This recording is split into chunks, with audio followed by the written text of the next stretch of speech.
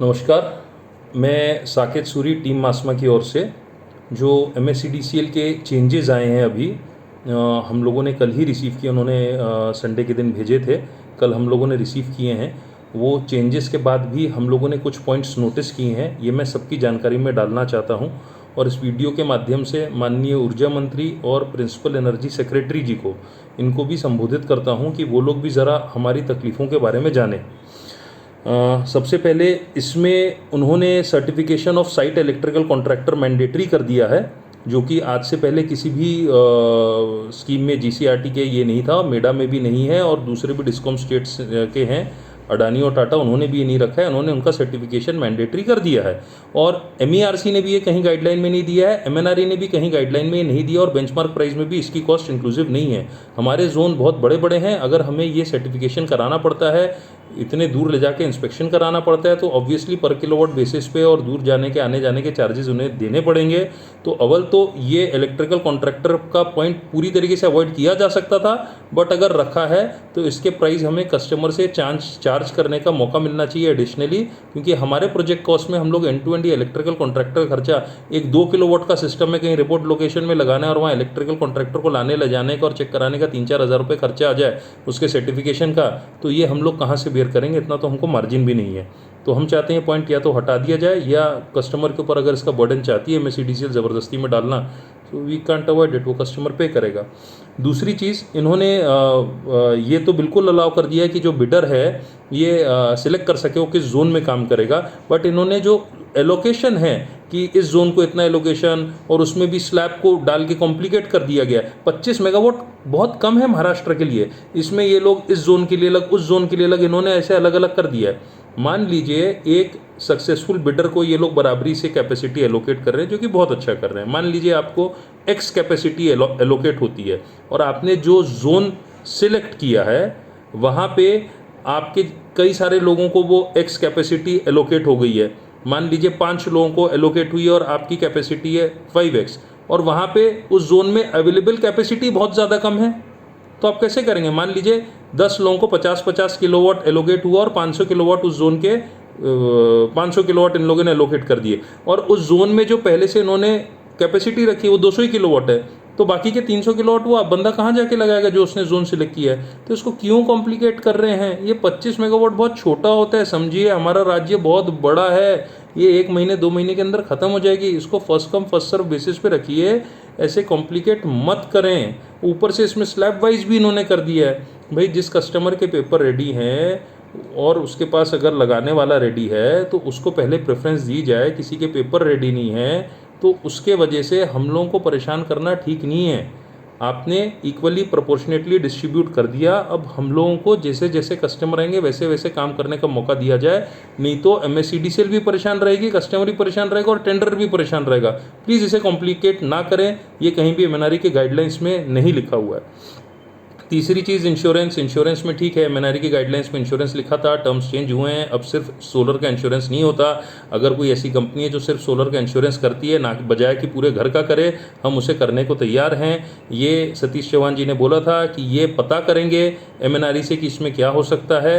ये अभी भी कोई क्लैरिफिकेशन नहीं आया। क्लैरिफिकेशन के बगैर अगर हम इसको भर देते हैं तो हम क्या कीमत लेके पकड़ चलें इंश्योरेंस की?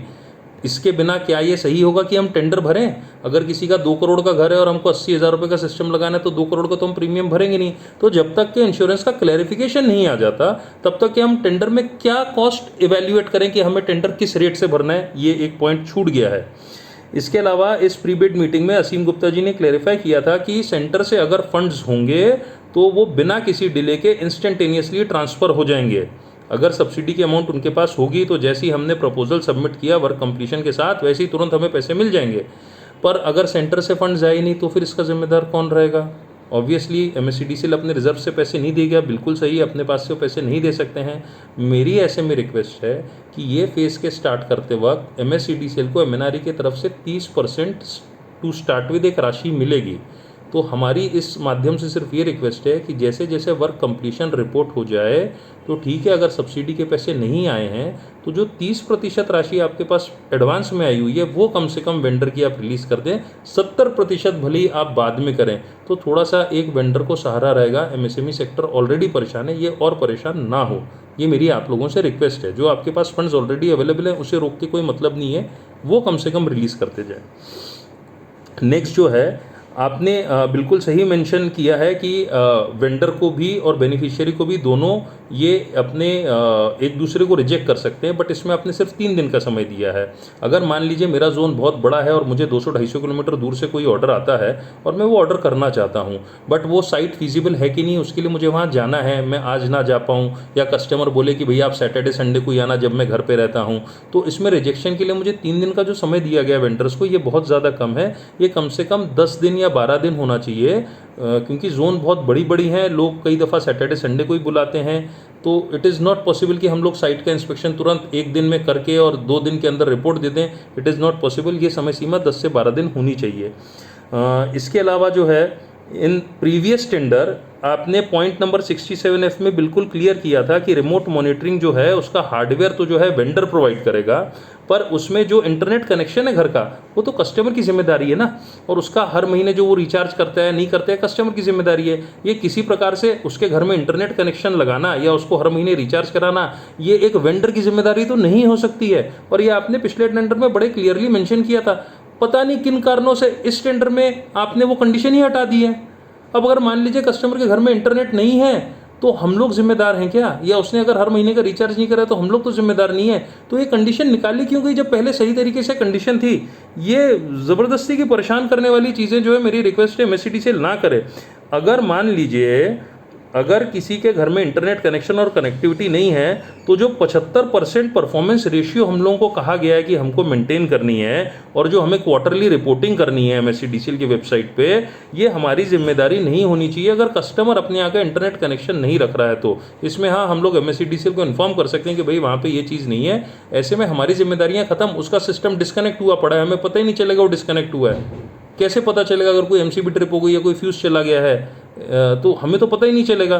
तो ये इंटरनेट कनेक्शन जो है वो उसकी जिम्मेदारी, और in absence of internet connection उसमें 75% का परफॉर्मेंस रेशियो जिसकी वजह से हमारी परफॉर्मेंस बैंक गारंटी जब्त हो सकती है, ये हमारे ऊपर से हटा देना चाहिए। बड़ी सीधी सीधी डिमांड है, कुछ हम लोगों ने दुनिया के बाहर का नहीं मांगा है, जो प्रैक्टिकली पॉसिबल है वही चीज़ें मांग रहे हैं हम। इसके अलावा फिर ऐसी एक चीज़ दोबारा की है प्रीवियस टेंडर में, पॉइंट 4A सबसेक्शन D, इसमें आपने राइटली स्पेसिफाई किया था कि डिस्ट्रीब्यूशन सिस्टम की जो स्ट्रेंथनिंग कॉस्ट है ये जो है बेनिफिशियरी के जिम्मे है। अब आपने ये चीज़ हटा दी है। अगर मान लीजिए कस्टमर के यहाँ के मीटर से लेके ट्रांसफार्मर तक की लाइन जो है वो कमज़ोर है, उसे बड़ी डालनी है, या वो एरिया का ट्रांसफार्मर जो है वो बड़ा करना है, या रेजिडेंशियल स्कीम का अपना ट्रांसफार्मर है वो बड़ा करना है, या फिर कोई भी इस प्रकार का काम जो कि सोलर से रिलेटेड है ही नहीं, वो कस्टमर की जिम्मेदारी नहीं है तो किसकी जिम्मेदारी है? ये आपने पहले लिखा था, it is the responsibility of beneficiary. अब आपने उसको हटा दिया है तो ये हमारे ऊपर ना आ जाए। प्लीज़ इस पॉइंट को वापस से रीइंस्टेट कीजिए जैसे पहले था, ये वाला पॉइंट भी और इससे पुराना वाला पॉइंट भी जो इंटरनेट वाला पॉइंट था, इसको प्लीज़ रीइंस्टेट किया जाए। अब एक पॉइंट हम लोगों ने मांगा था, इस पर क्लैरिफिकेशन पता नहीं क्यों नहीं दे पा रहे, एमएनआरई का शायद हवाला दे रहे हैं ये लोग, कि 75% परफॉर्मेंस रेशियो मैंडेटरी है।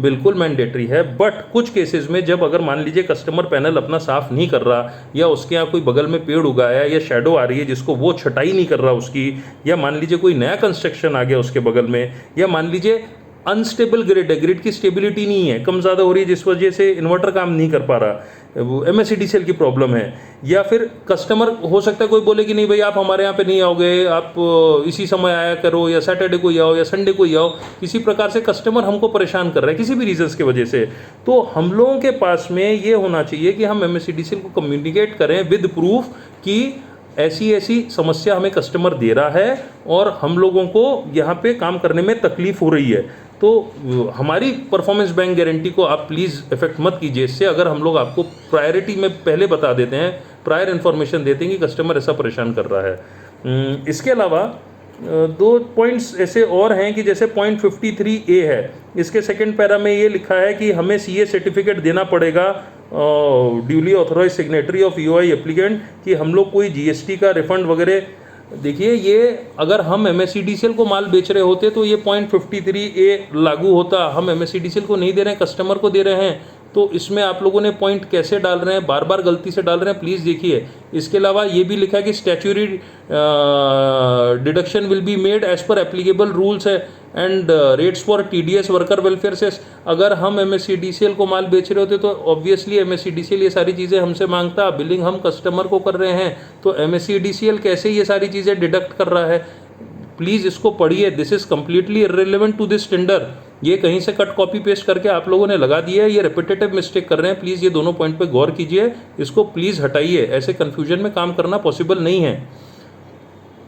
अगली चीज़ टेक्निकल एम्बिग्विटीज़, कई सारी टेक्निकल एम्बिग्विटीज़ नहीं आप लोगों ने हटाई हैं, ये कन्फ्यूजन बने हुए हैं। जैसे पेज 91 में एनेक्चर 15 में आपने लिखा है कि ऐसा एक रिमोट मॉनिटरिंग सिस्टम चाहिए। इन्वर्टर का जो रिमोट मॉनिटरिंग सिस्टम है वो तो है, इसके अलावा एक ऐसा रिमोट मॉनिटरिंग सिस्टम चाहिए जो कि बाय डायरेक्शनल मीटर की रीडिंग लेगा और कम्युनिकेट करेगा। ऐसी चीज़ों के लिए ना फिलहाल के मीटर रेडी हैं, ना ऐसा कोई रिमोट मॉनिटरिंग सिस्टम बना है। कल को चल के रिमोट मॉनिटरिंग सिस्टम कैसे बनेगा, आपके मीटर के साथ कैसे इंटरफेस करेगा, ये डिफाइंड ही नहीं है। ये 4000 का बनेगा कि 40,000 का बनेगा, ये डिफाइंड ही नहीं है। तो हम लोग टेंडर में कैसे कोट कर दें ऐसी कोई चीज़ जो डिफाइंड ही नहीं है। इसके अलावा और पेज नंबर 65 पे .7 में लिखा हुआ है कि इन्वर्टर की जो मैन्युफैक्चरिंग डेट है ये 3 महीने के अंदर होनी चाहिए इन्वर्टर पैनल की। आप ये समझें कि मैक्सिमम इन्वर्टर इंपोर्टेड होते हैं, तो जो इंपोर्टेड इन्वर्टर हैं वो इंपोर्ट होते हैं, बाहर से आते हैं, शिप होते हैं, फिर उसके बाद उनका कस्टम क्लियरेंस होता है, फिर उसके बाद उसका डिस्ट्रीब्यूशन होता है ऑल ओवर इंडिया, उसके बाद वो सेल्स होती है, कई दफ़ा 6 महीने से 1 साल तक लग जाता है। तो ये 3 महीने की जो आपने डेट डाल दी है, 3 महीने में तो पॉसिबल ही नहीं है। बड़ा फटाफट काम होगा तो रेयर टू रेयर 3 महीने में एक आध किसी को मिल जाए, हमेशा ये नहीं मिल सकता। तो ऐसी कंडीशन डालें जिस वजह से MSCDCL आगे चल के हमको परेशान करें, ये प्लीज़ हटाएं इसको। फिर पेज नंबर 68 पे कई सारी चीज़ें मांगी, जैसे power factor, protective function limit, time active, time disabled should be provided और इंटरफेस डिस्प्ले। ये फीचर किसी भी इन्वर्टर में अवेलेबल है ही नहीं। सतीश चौहान जी ने कहा था मीटिंग में कि इस बारे में वो MNRE को लिखेंगे और उनसे जवाब लेंगे, और साथ में असीम गुप्ता जी ने भी कंफर्म किया था कि rationality of decisions will take place. ये जो मीटिंग है ये रिकॉर्ड पे है, and they will not wait for MNRE's answer and proceed with this tender. Yes, we accept this thing, but आप लोग भी थोड़ा सा आंसर में दें कि भाई हमने MNRE से क्लैरिफिकेशन सॉर्ट किया है, हमें मालूम है MNRE भी यही जवाब देगा कि हाँ भाई ये अवेलेबल नहीं है, तो ठीक है, दिस टाइप ऑफ कंडीशन से टेंडर रुकना नहीं चाहिए, वी एग्री। बट हो क्या रहा है, आप MNRE को लिखेंगे या नहीं लिखेंगे इसके बारे में आपने हमको कहीं भी बताया नहीं है। दूसरी बात, दोनों प्री बिड मीटिंग आपके बोलने के बावजूद कि ऑन रिकॉर्ड रहेगी, पोर्टल पे जाएंगे, क्लियर बोला गया था कि ये पोर्टल पे होगी, दोनों प्री बिड मीटिंग्स आपने अपने पोर्टल पे नहीं डाली है। तो कल को चल के हमारा जो बिडर है वो फंसे नहीं, तो प्लीज़ इसको पोर्टल पे डालिए, और MNRE को जो लेटर लिखना है वो हम लोगों के साथ भी साझा कीजिए, या कम से कम हमारे आंसर्स में बताइए कि भाई आपने MNRE से क्लैरिफिकेशन सॉर्ट किया है। आपको 17 महीने लग रहे हैं टेंडर फ्लोट करने में, उसके बावजूद इस प्रकार की गलतियां हो रही हैं, ये एक्सेप्टेबल नहीं है। हम लोग नहीं फंसना चाहते हैं, हम लोगों को समझ में आ रहा है MSCDCL is not proactive about this tender. कल को चल के अगर हम फंस गए किसी कारण से, हम लोगों की परफॉर्मेंस बैंक गारंटी, हम लोग वैसे ही 1.5 साल से बिना काम के हैं, हम लोगों की परफॉर्मेंस बैंक गारंटी इफेक्ट होगी। प्लीज़ जो हम लोगों ने मांगा है उसका आंसर कम से कम दें, और जो आंसर नहीं दे सकते उसको कम से कम स्पेसिफाई करें कि भाई ये आंसर जो है अवेटेड है। इतनी एम्बिग्विटी, इतने कन्फ्यूजन में हम लोग किस रेट से कोट करें? हम लोगों को रेट ही नहीं पता। अगर इंश्योरेंस का पूरे घर का कोट करना है, ये सब चीज़ें जो अवेलेबल ही नहीं, हम कैसे रेट कोट कर सकते हैं? इसके अलावा हमारे कई सारे मेंबर्स ने टेंडर को अपलोड करने की कोशिश की है, जो कि हो ही नहीं रहा है। कुछ लोगों ने ट्राई करने की कोशिश की कि चलो ट्राई तो करें, बट वो नहीं हो रहा है। इसके स्क्रीनशॉट्स और वीडियोस भी स्क्रीन के बने हुए हैं। या तो साइट कंप्लीटली रेडी नहीं है, या तो प्रोसीजर बहुत ज़्यादा कॉम्प्लिकेटेड है। ये भी बड़ी अजीब बात है कि अगर साइट रेडी नहीं है या कॉम्प्लिकेटेड है तो कैसे आप लोग एक्सपेक्ट करेंगे। मेडा में 702 लोग रजिस्टर्ड हैं, इस बार नए लोग और रजिस्टर होंगे, 1000 लोगों को ये काम करना है। ये कैसे पॉसिबल है अगर साइट रेडी नहीं है तो, या इतना कम समय बचा है तो? ये सब के मद्देनज़र हमारी 5 छोटी छोटी आप लोगों से मांगे, सारी जायज़ डिमांड्स है। हम लोगों ने कुछ भी नाजायज़ नहीं मांगा है। हम लोग सिर्फ वो मांग रहे हैं जो कि हम लोगों का हक है, एकदम जायज़ डिमांड्स। कुछ भी हमने रूल के बाहर की चीज़ ही नहीं मांगी है। पहला पॉइंट हमारा ये है कि हमारे जितने क्वेश्चन है उसको प्लीज़ हमको आंसर कीजिए, और जहाँ जहाँ आप चेंजेस आपको करने थे वो प्लीज़ चेंजेस कर दीजिए। कोई चीज़ अगर अनस्पेसिफाइड नहीं है तो वो भी बता दीजिए। दूसरी चीज़, जो आप एमएनआरई में सवाल पूछने वाले थे वो कम से कम आप उनसे पूछ लें और हमको इन्फॉर्म कर दें कि हाँ भाई आपने वो वैसा सवाल पूछ लिया। वैसे ही 17 महीने लग गए आपको, ये आपने 17 महीने में अगर इतना अनरिसर्च टेंडर निकाला है तो आपने पहले ही पूछ लेना चाहिए था। आई एम सॉरी टू से, बहुत महाराष्ट्र की नाक कटी है जिस प्रकार का टेंडर बना है। It is not expected from the largest discom कि इस प्रकार का टेंडर बने। इतनी सारी गलतियां मीडिया में भी बहुत सही हुई है, कम से कम आगे इसमें और त्रुटियां ना लाएं। तीसरा हम लोगों का ये है कि जितनी भी प्री बिड मीटिंग की जो वीडियोस हैं, प्री बिड मीटिंग के दोनों वीडियोस और जो आप क्वेश्चंस हमको आंसर कर रहे हैं ये भी पोर्टल पे डालिए, ताकि हम लोगों के भी रेफरेंस ले रहे हैं। और जो लोग पूरी मीटिंग नहीं अटेंड कर पाते या कभी इंटरनेट कनेक्टिविटी नहीं होती है तो लोग कम से कम फुर्सत से ये प्री बिड मीटिंग के वीडियोज़ और आपने जो आंसर दिए पढ़ें, समझें, ताकि वो बेहतर तरीके से तैयार होकर लोग इस टेंडर में पार्टिसिपेट करें। हम लोग चाहते हैं कि आप लोग इसको ऑनलाइन डालें जो कि आपने कमिट किया था। सिर्फ बोल देने से कि डाल देंगे नहीं होता साहब, प्लीज़ इसको डालिए। पांचवी चीज़ जो है, टेंडर सबमिशन, जैसे कि मैंने बताया हम लोगों से, कई लोगों से नहीं हो पा रहा, दे आर नॉट सक्सेसफुल, या तो साइट रेडी नहीं, या तो प्रोसीजर कॉम्प्लिकेट है। In any of the cases हम लोग चाह रहे हैं कि आप टेंडर कैसे अपलोड करना है इसका एक वीडियो बना दें, और साथ में वीडियो बनाने के बाद 2 दिन 3 दिन लोग वीडियो देख लें, समझ लें। उसके बाद एक वीसी रख लें जिसमें जो जो लोगों ने अपना टेंडर परचेस किया और भरने के लिए उत्सुक है, तो उसको अगर कुछ कन्फ्यूजन हो तो वो आपकी जो टेक्निकल टीम है और आईटी टीम है उसके आंसर दे दें। तो ये हम लोगों की एक रिक्वेस्ट है कि प्लीज़ इसको आप जल्द से जल्द जो है वो आप टेकअप करें। इसके अलावा जो आप लोगों ने हमको समय दिया है, ये समय अब बहुत ज़्यादा कम बचा हुआ है, हम लोग 4 तारीख तक इतना सब नहीं कर सकते।